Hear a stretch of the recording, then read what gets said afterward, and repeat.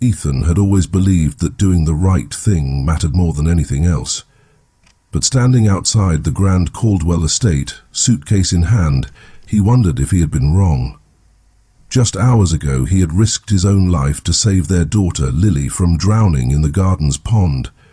Yet instead of gratitude he had been met with rage, blame, and a dismissal note. Now, as he walked away, leaving behind 7 years of loyalty and hard work, Ethan couldn't help but wonder, was kindness really worth it? Little did he know, in just a few days, a single knock on his door would change everything. Ethan had worked as a gardener at the Caldwell estate for 7 years. He loved his job, tending to the expansive gardens, ensuring every flower bloomed perfectly. But more than anything, he had come to care for Lily, the Caldwell's only daughter. Lily was different from her parents. While Mr. and Mrs. Caldwell were cold, status-conscious and distant, Lily was bright, affectionate, and full of curiosity. She loved spending time outside, and though Ethan kept a professional distance, he often watched over her quietly while he worked. One particular afternoon, the Caldwells were away at a high-profile charity gala, leaving Lily in the care of the household staff. It was one of those golden autumn evenings, the sky painted with warm hues, and Lily had been playing near the pond. Ethan had just finished pruning the rose bushes when he heard the sound that froze his blood. A sharp yelp followed by a loud splash. He turned his head sharply. Lily was gone. For a split second his body locked in fear, then instinct kicked in.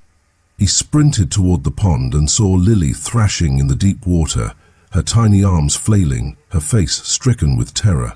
Without hesitation, Ethan jumped in, fully clothed, swimming toward her as fast as he could. He grabbed her just as she was slipping under the surface, pulling her to his chest. "Hold on, Lily, I've got you." She clung to him, coughing and sobbing as he swam them both to the edge. Climbing out, Ethan wrapped her in his coat, trying to calm her shaking body. "It's okay," he murmured. "You're safe now." The other staff finally arrived, faces pale with shock. Someone ran inside to call the Caldwells. Within minutes, the grand estate echoed with angry voices. Mr. and Mrs. Caldwell stormed onto the scene. Mrs. Caldwell's face was red with fury. "What happened?" she demanded. "Who let this happen?" Before Ethan could speak, one of the maids stammered, "Lily fell into the pond, Ma'am." Ethan saved her.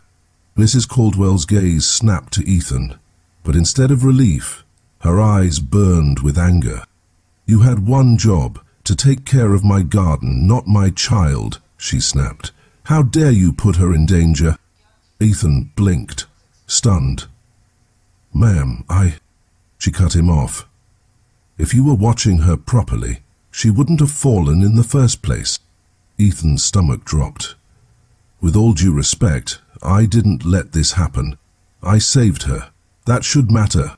But Mr. Caldwell crossed his arms, face unreadable. "This is negligence," he muttered. "We can't have reckless staff here."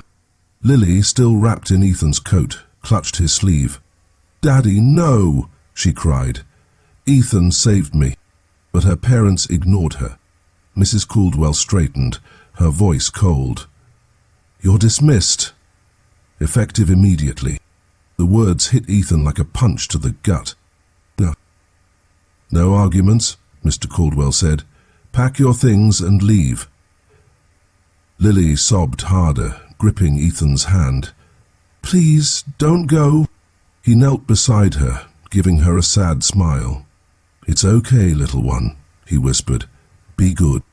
With a heavy heart, Ethan turned and walked away, Lily's cries echoing behind him. Days passed. Ethan found temporary work at a small gardening business, but his mind remained troubled. He couldn't shake off the injustice of it all. Had he done the right thing? Was kindness really worth it if it only led to pain? Then, one evening, there was a knock on his door. He opened it and froze. Lily stood there, shivering, holding an envelope. Behind her stood an unfamiliar driver, likely sent by the call. "Lily?" he asked, bewildered. What are you doing here? Tears welled in her big eyes. Mum sent this, she whispered, handing him the envelope. Ethan carefully opened it.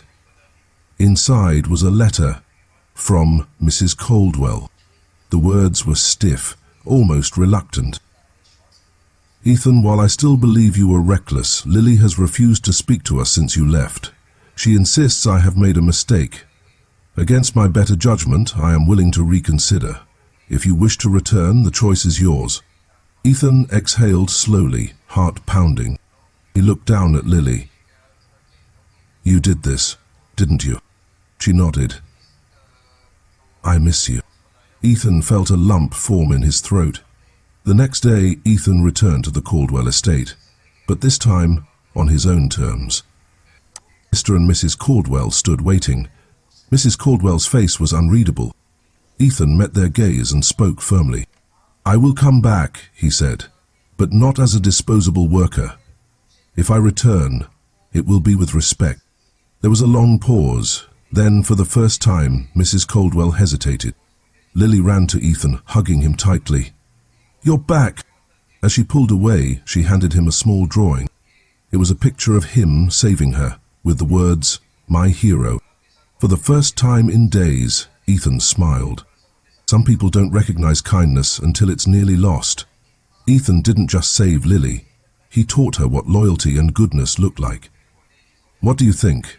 Should Ethan have forgiven the Caldwells? Would you have returned? Tell us in the comments below. And if you love stories about courage, kindness, and unexpected second chances, make sure to like, subscribe, and hit the notification bell. Because sometimes, the smallest acts of kindness leave the biggest impact.